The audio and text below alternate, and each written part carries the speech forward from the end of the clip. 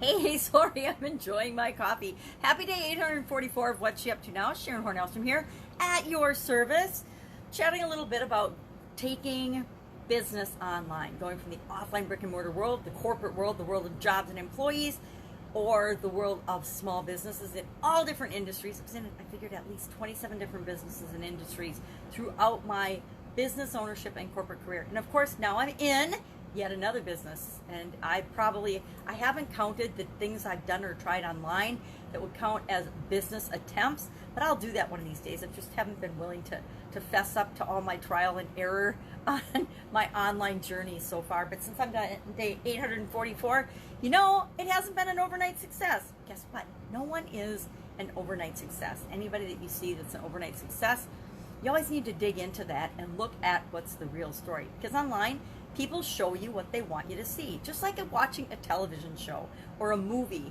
You only see the bits, or reading a book. You only see the bits and the pieces and the scenes and the snippets of the story that are important to the story, that are revealing what it is they want you to reveal.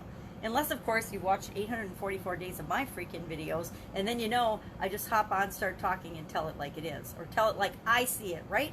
We all can only tell it like we see it. We can only tell our story through our own lens, of experience. I don't know why I'm holding a pen. So today, I want to talk a little bit about celebrating. It is my amazing, beautiful granddaughter. I only have one granddaughter yet. So far, I only have one grandchild. And she hangs out with me during the day, especially during this crazy COVID pandemic time.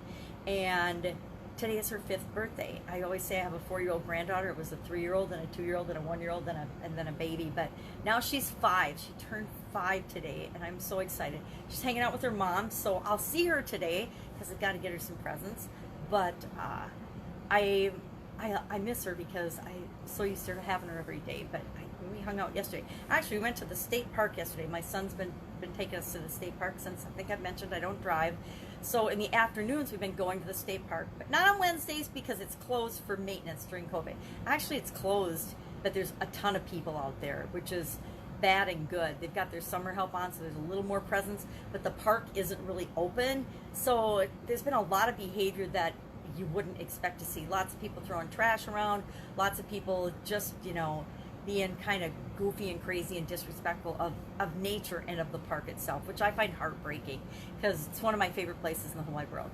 But yesterday we went for a walk in the afternoon, and these little black biting flies. I had a ponytail in, and my son's like, "What's going on in your neck? Your neck's bleeding." And I had like 8 or 9 of these little black fly bites, and they were bleeding on my head. Now I noticed I had one on my side of my head today too, so they definitely ate me a lot. So, and then we just went on a short walk, and as soon as he saw that, he checked my granddaughter, and she had 2 little bites on her neck, and he had one on his. So we hightailed it out of the park.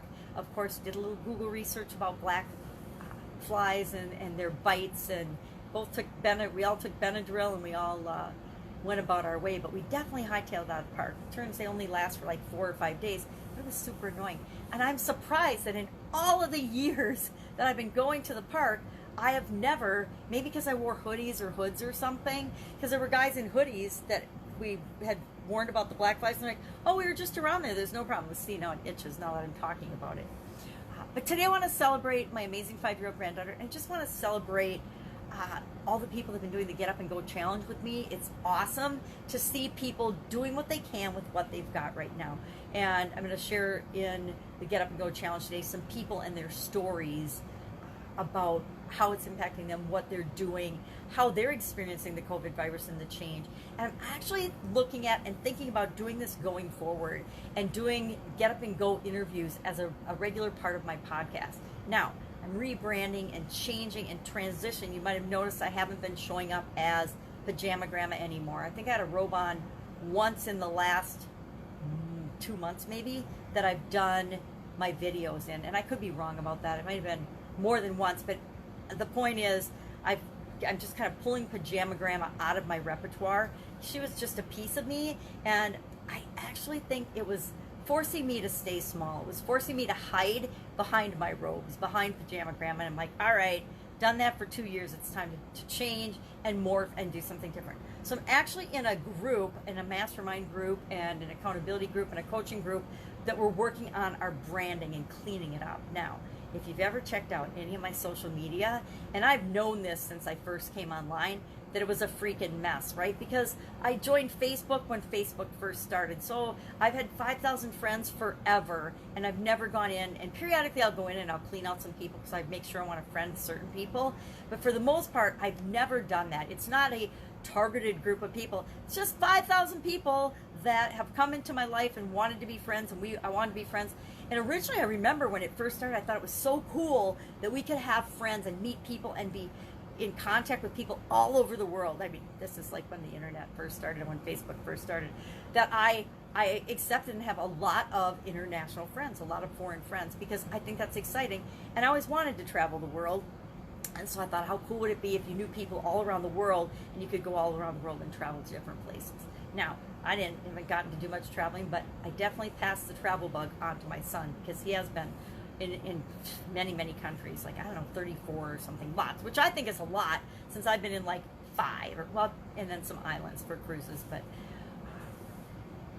I've got this international mess on my Facebook profile. Then I've got Facebook pages. Now, I don't just have one Facebook page. I don't just have my Get Up and Go page and my Get Up and Go group. I've got, I think, 20 or so Facebook pages, 20 or so Facebook groups.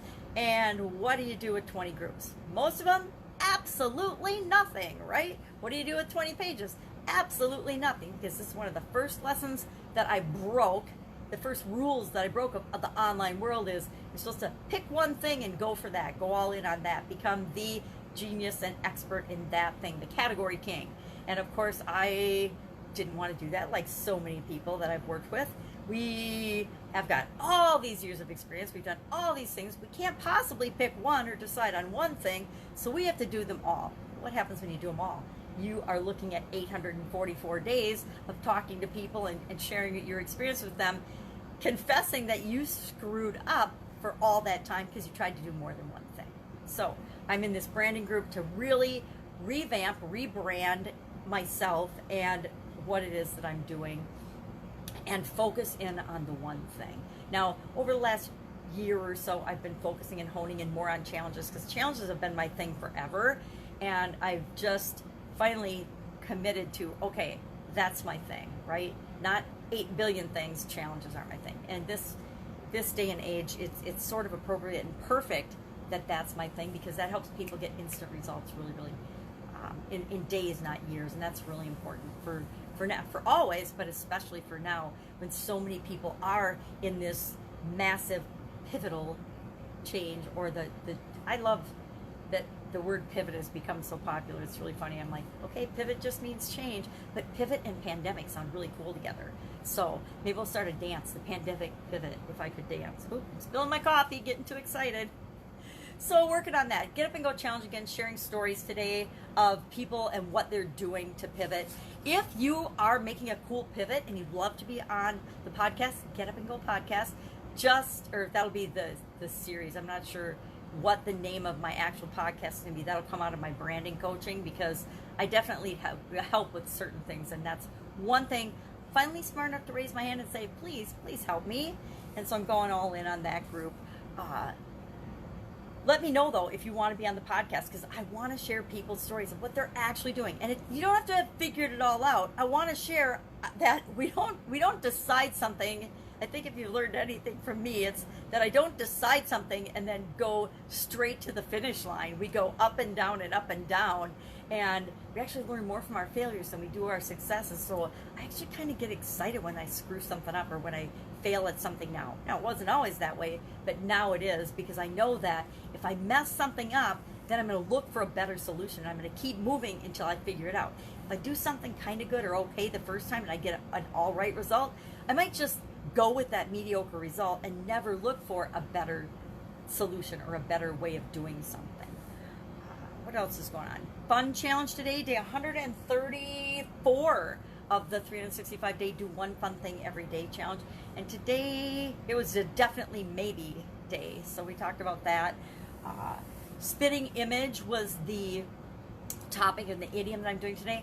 And I'm going up and down on the idiom thing. It's really a fun way. It's kind of like having a word of the day. What does this word mean? where did it come from, and how can you apply it to your business today? Well, I'm doing that with idioms, because when you put certain words together, they mean something totally different than the words individually. And spitting image, you know, you're not going to spit at a picture. To me, spitting image means you're spitting at an image or a picture or a graphic or something. If you were to take the words individually and what it would mean literally, but that's not what it means at all, right? It means a perfect likeness or an exact copy or an exact resemblance of something. And you can take any idiom. So far, I have taken 444 different idioms and shared their etymology or their history and what they mean, where they came from, and then how you can apply it to your business. And I've gotten every one so I can apply it to your business, you know, whatever stage your business is in, whether you're just starting out, whether you're growing and building your business or coming up and creating your system, or you're wanting to supersize and really scale your business. And I guess I'm kind of proud of that. I didn't think about it till today, because I kind of whine in my head sometimes about, oh, I'm getting tired of idioms. I don't want to keep doing this. But now it's kind of become my side thing, where it's just a cool way of looking at something that is impacting a lot of us. I mean, if an idiom or a saying's been around for a couple of thousand years, do you think it might be impacting somebody or someone or something that has anything to do with your business? At first, I wasn't convinced of it, but now I'm totally convinced of it. If, you know, an expression has been used, maybe I don't use it or I've never heard of it, and there have been idioms that I've come across I've never heard of. I have no idea. Or, guess what? I had them wrong. I had the actual wrong meaning in my mind, and I was using it incorrectly. Well, that means probably other people were too, right? I doubt that I'm the only one that could figure out how to use something wrong. So I had mixed feelings, and every once in a while I get a pinch of, how do I want to keep doing this? And I thought, oh, just like we all think, oh, I'm going to run out of content. I'm going to run out of things to say. I'm going to run out of idioms. And then I did a quick Google search, and it turns out there's at least 20,000 idioms in the English language. And just like words are evolving, idioms are changing and evolving all the time. So I suppose by the time I would get to 20,000, I can tell you right now, I promise I'm not going to do 20,000. But if I were to get to all 20,000, guess what? There'd already be probably 20,000 more that have been discovered and people are using and realizing that we've been impacted by them for years and years and years. So probably won't run out of idioms anytime soon. But as I'm changing and rebranding and focusing in my direction, I may choose to do something different with that segment than sharing an idiom every day. I actually think that, and I just thought about this a couple of days ago, it's kind of like doing improv, right? You get a topic and you have to riff on it or talk about it just right away, right off the cuff.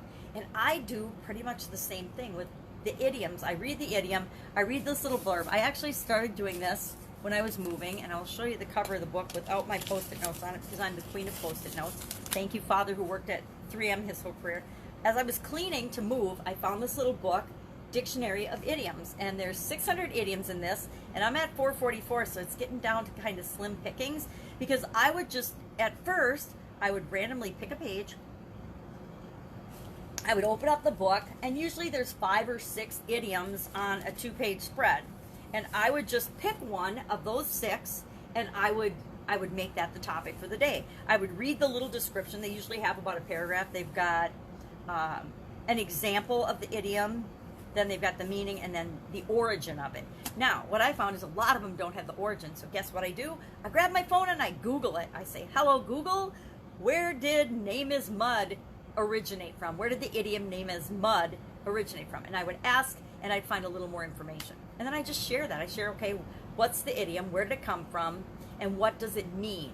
And then how do you tie that into your business? Because I'm a business coach, so I want to tie it into business.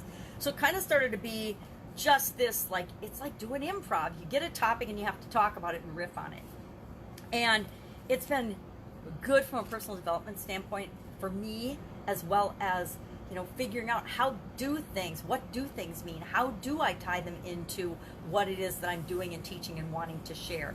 Because if I can do it, if I can find something as random as idioms or words and tie them into and understand what they mean for my business and then your business as well, I think that's really powerful in getting me to hone my skills of thinking on my feet, being creative, being a problem solver, right? We're looking for solutions. Okay, well, my problem every day as I grab one of these is, number one, I can't see. So, most people can see and they can read notes and do things.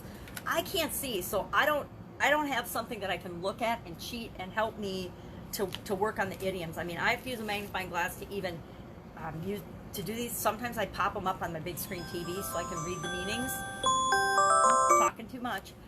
And so it's all about continuous improvement for me as well as for you when I'm sharing these. So that's way more on idioms than I ever talk about.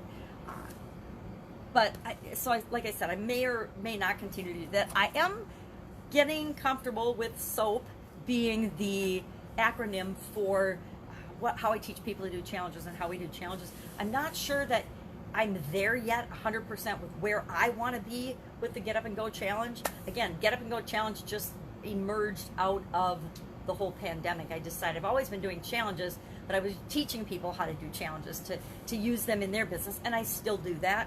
But the Get Up and Go Challenge is more about you taking action and doing what it is that you need to do in your business or in your life. But primarily I go with a business focus. I think this last time through we're just finishing up one. We're going to start another one on Monday the 25th. If you want to be a part of the challenge, I'll put the link in the comments below. So if you want to be a part of the challenge, you can. It's free, of course. It's 100% free. And if you want to go back, I did a 30-day Get Up and Go Challenge, which is a much bigger breakdown of the process that you can use day by day. It's not a huge thing. It's do a little thing every single day to guarantee that you're better off at the end of the pandemic than when we came into it. And I never thought I would do a 30-day challenge during the pandemic and we'd all be stuck at home. But, we all know that it's stretched out. It's gone from days to weeks to months now. And so the whole month of April 1st to the 30th, I did a daily Get Up and Go Challenge. And then I thought, okay, that's too long. It's too much for most people. What if we condensed it down and did a 5-day version? And in the 5-day, really it ends up being 10 days, 9 or 10 days, because I do 5 days of the main framework. Here's the framework. And then I give examples of, and I do a Q&A day, and then I do examples of people that are using it, how it's impacted me, what I've done to pivot and change during the pandemic, and then what other people can do as well. And then I share other people's stories and give them an opportunity to work further with me or with our group so that you can make sure and guarantee that you have long-term positive effects of going through the pandemic, right? We actually had a family pandemic scare a little bit yesterday. My son has got a teammate that he's been working with, and his girlfriend had a fever, and everybody was all panicked. I'm like, I'm not panicking about this. And then, of course, yesterday morning her fever was gone. So it's like, yeah, probably doesn't have COVID, so let's not worry about it. But it's amazing how all of us now, and I don't know about all of us, but even me, the first thing we think about is, oh, could this be a COVID symptom? And it's really a change and a movement that's impacted our entire world and all of our lives. So that's all I've got today. Go out. I'm going to go celebrate, find ways to celebrate with my little granddaughter today. You have an amazing day. If I can help you in any way, just ask in the comments below. Otherwise, I will be with you tomorrow to report back in on how my transition from the brick and mortar corporate world of real businesses is in transitioning to online is going. All right, catch you tomorrow. Bye.